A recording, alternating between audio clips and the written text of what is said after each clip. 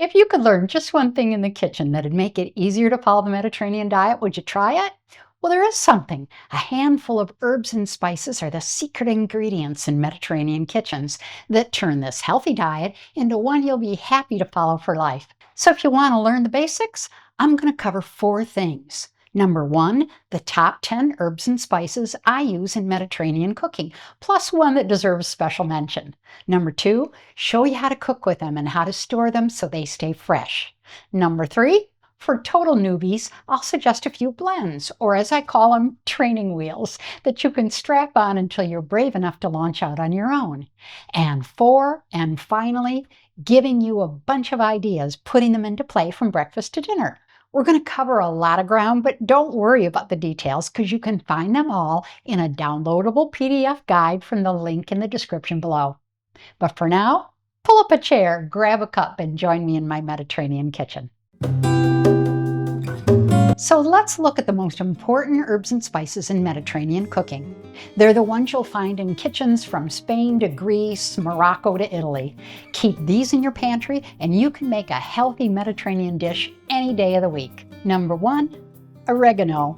Whether you're making a Greek salad, an Italian marinara, or even a simple grilled chicken, oregano can bring it all together. It's got a slightly bitter, peppery flavor that really comes to life when combined with olive oil and lemon juice, like in this super simple chicken marinade I made recently that you can find in this video. Number two, cumin. It's the cornerstone of Mediterranean and Middle Eastern cooking. Until I moved here, I really didn't appreciate the spice as much as I do now. It's one of those classic flavors that you'll find in everything from Moroccan stews to Middle Eastern hummus. Cumin's warm and earthy flavor pairs perfectly with grains like rice and couscous. It's got a warm, slightly nutty flavor with just a hint of citrus. Ground cumin might be more convenient, but I'd rather toast cumin seeds for a few minutes in a dry skillet before grinding them to really bring out the flavor. And I'll explain more about why I prefer this method in a few minutes. When I first started really following the Mediterranean diet, I realized it was only going to work if the dishes had just as much flavor and punch as my old, less healthy, but tasty ways of eating. And I discovered the secret that Mediterranean kitchens have known all along. The simplest ingredients are worth celebrating all on their own, but with a little bit of help, they can taste even better and be even healthier. And herbs and spices are what helps make it happen.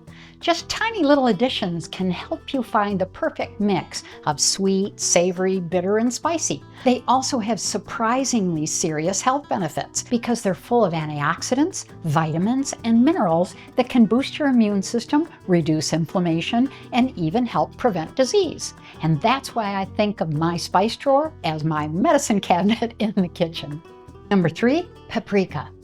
Of course, paprika, the national spice of Spain, has to be next. It comes in three different varieties: sweet, smoky, and hot. Sweet paprika adds a luscious, subtle taste, while smoky paprika is what you use when you're looking to make a dish a little deeper and richer, perfect for roasted meats, potatoes, even seafood.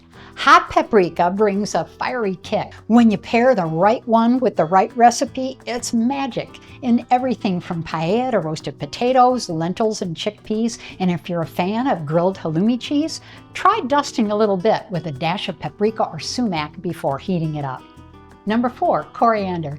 You probably know this next one in two forms. It's a dry seed, known as coriander, and a fresh green herb known as cilantro. Either way, it's a fresh herby flavor that can brighten up any dish. Unless, of course, you're one of those people like me whose taste buds give you a soapy signal when you eat fresh cilantro. Before we get much further, I want to mention a little detail about the health benefits of these herbs and spices, like spicy spices with capsaicin that can reduce pain and inflammation, or the anti-inflammatory power of turmeric. Even though you use them in very tiny quantities, when you use them on a regular basis, it adds up. So don't think that these little amounts don't amount to anything. They do, and they can make a difference to your health. Number five, cinnamon. Cinnamon might make you think of desserts, but in Mediterranean cooking, it's used from morning to night. Stir it into oatmeal or Greek yogurt, sprinkle it over fresh fruit like apples or pears. You can even add a pinch of cinnamon to your coffee. And if you want to make a personal spice blend, try pairing it up with cumin and coriander to transport any dish straight to the Mediterranean. We're halfway through, but before I jump on the next one, which just happens to be my all-time favorite, I want to share a reason that learning how to play with herbs and spices can make such a big difference in your cooking. They can take a very basic meal plans and turn them into personal favorites. My new book, Everyday Mediterranean, a 30-day Kickstart plan, has 30 different simple daily menus, all designed to be blank canvases that are ripe for jazzing up any way you like once you know how. I even did it myself in this video. So if you want more than just this meal prep plan, you might enjoy checking it out. It's available all over the world on Amazon. Number 7, sumac. If you know me, this next spice is no surprise. In fact, you'll probably wonder why it wasn't the first one on the list. Well, it may not be as well known, but in my humble opinion, sumac is a must-have in your Mediterranean spice collection. It has a tangy, lemony flavor that's absolutely delicious. It adds a deep acidic note to any recipe I add it to, even dishes already laced with bright lemony flavor like the marinade I use on shrimp, where I blend lemon zest, lemon juice, and sumac to supercharge the flavor of my favorite orzo pasta. Once you try it, you'll wonder how you ever cooked without it. In fact, if I was stuck on a desert island and I could only have one spice to be with me, sumac would be it. Number 6, turmeric. Turmeric is a beautiful golden spice with a slightly bitter, earthy flavor, and it's often used to add color to dishes like rices or stews. And it's always available in the markets here in fresh form, but dried and ground is common too. And it's the spice probably best known for its health benefits. When you pair it with ground black pepper, it makes those benefits 200 times more powerful. Number 8, bay leaves. Just toss a couple of leaves into the pot and let them work their magic. They release their aromatic oils really slowly as they cook, which is why they're perfect for long simmering dishes like soups and stews. And don't forget to add a bay leaf while cooking your grains like farro to infuse them with subtle aromatic notes. Here in Spain, it's typical to buy them fresh on the stem, but dried is fine too, as long as they haven't been buried in the back of your cupboard for years. Just remember to fish them out before serving. They're not meant to be eaten. Number 9, thyme. Thyme is another favorite in Greek and French cooking. It has a warm, slightly minty flavor that works well with everything, from roasted vegetables to chicken dishes. It's also perfect for adding depth to soups and stews, and it pairs beautifully with lemon and garlic. I grow a few types in my kitchen cutting garden, but lemon thyme is what I reach for most. And don't just wait to think of thyme for dinner or lunch. It's great at breakfast too. Add it to a Mediterranean-style frittata with spinach and feta, or roast tomatoes with thyme for a delicious breakfast side dish to eggs fried in olive oil. Number 10, rosemary. Because it's pretty powerful, rosemary is often used to season meats, like lamb and chicken, or to add depth to soups and stews and roasted veggies. Its piney flavor makes it an essential herb in Mediterranean kitchens. Plus, with about 100 wild rosemary plants all over our farm, I cannot avoid its herby flavor if I wanted to. Lucky for me, I love it. And here's another good spice I have to include, and not just because I live in Spain, which produces the world's best version of this spice, and not just because it's the world's most expensive spice. I'm saving special mention for saffron because, well, it is special. Saffron is the crown jewel of Mediterranean spices. Just a few threads of this luxurious spice can add a beautiful golden color and a rich floral flavor to dishes like paella, risotto, even desserts. I used it last year to make a sorbet from apricots, and wow, so good. And a little goes a long way. But the best way to be absolutely sure you're getting the real thing is buy it in thread form, not powder. A few years ago, I had a rare opportunity to visit the biggest growing region of saffron in Spain, La Mancha, to see the harvest firsthand and be overwhelmed by the sweet scent of saffron in the fields and in the harvest rooms. And no wonder it left me feeling happy, because it's known to be a mood booster, because it can increase serotonin levels in the brain. Spice blends. Okay, now that we've covered the basics, let's talk about the absolutely simplest way to add a little bit of the Mediterranean to any dish: classic blends. Think of them like training wheels in the kitchen. I usually create my blends on the fly, but I have to admit, I use these all the time too. Za'atar. Za'atar is a popular Middle Eastern spice blend that combines dried oregano, thyme, sumac, and sesame seeds. Mediterranean cheeses like feta, halloumi, and goat cheese are already packed with flavor, but you can kick them up a notch with the right spices. Ras el Hanout.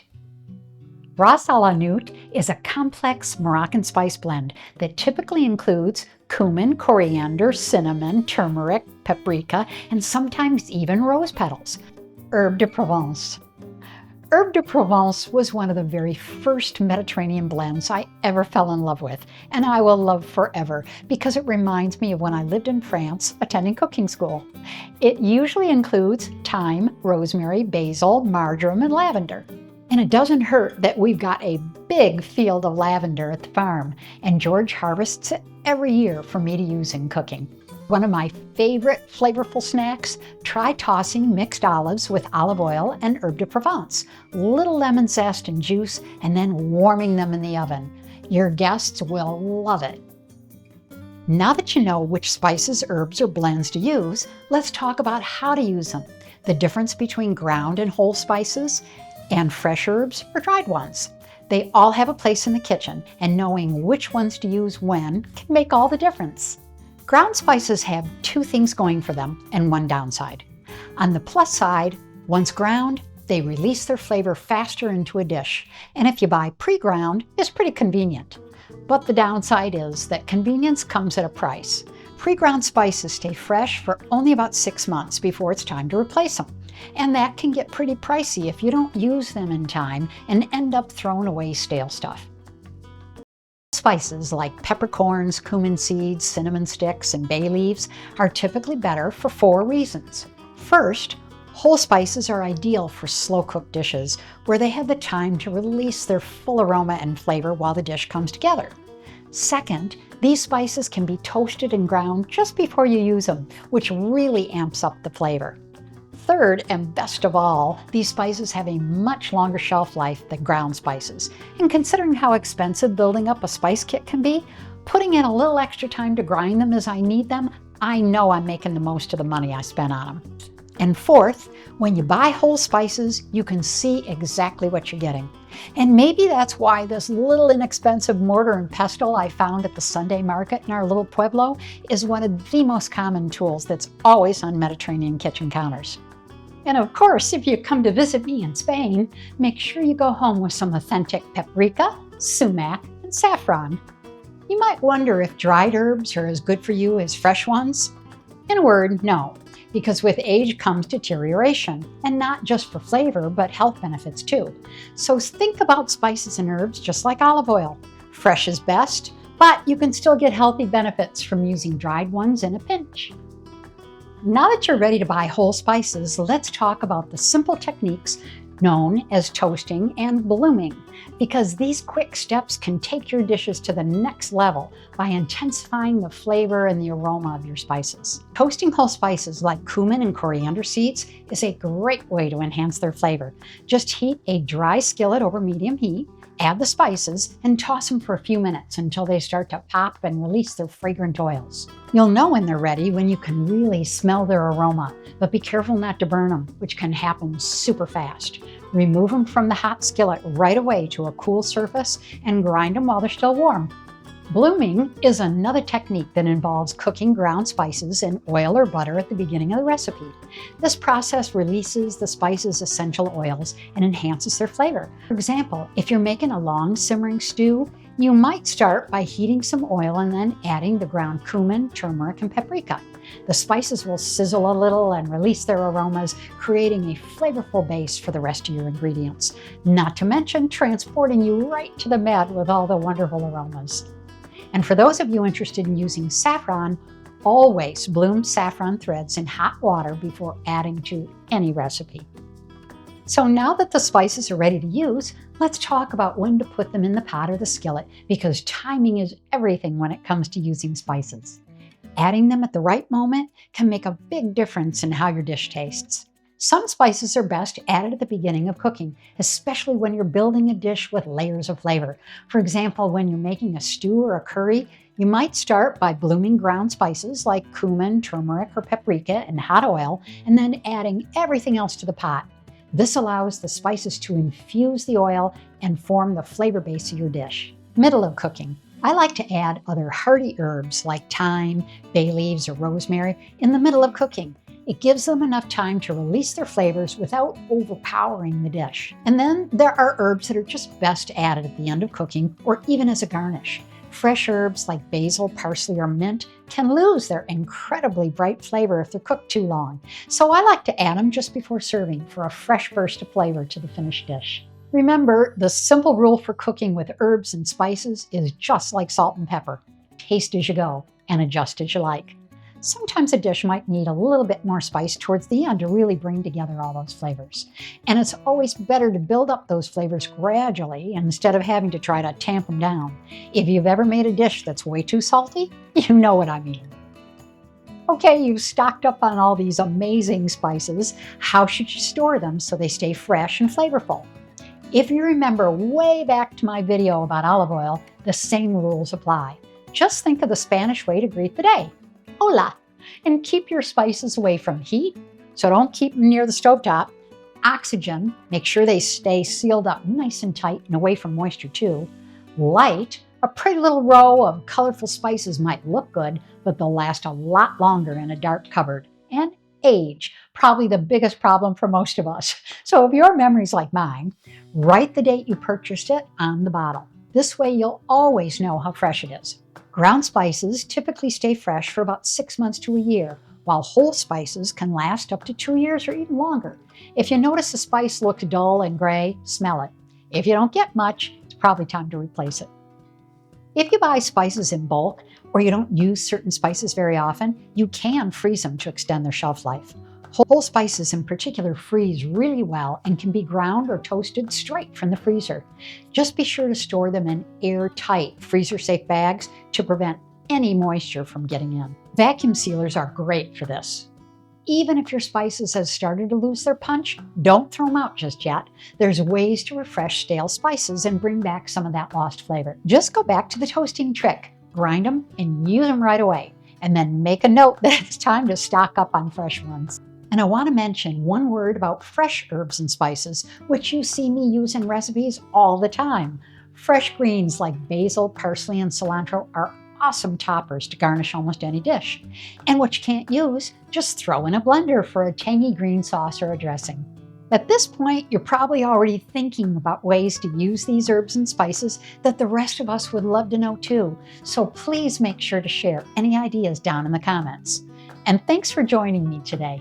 I hope you get inspired and start discovering your own flavor-boosting favorites. Flavor-boosting favorites. See you soon.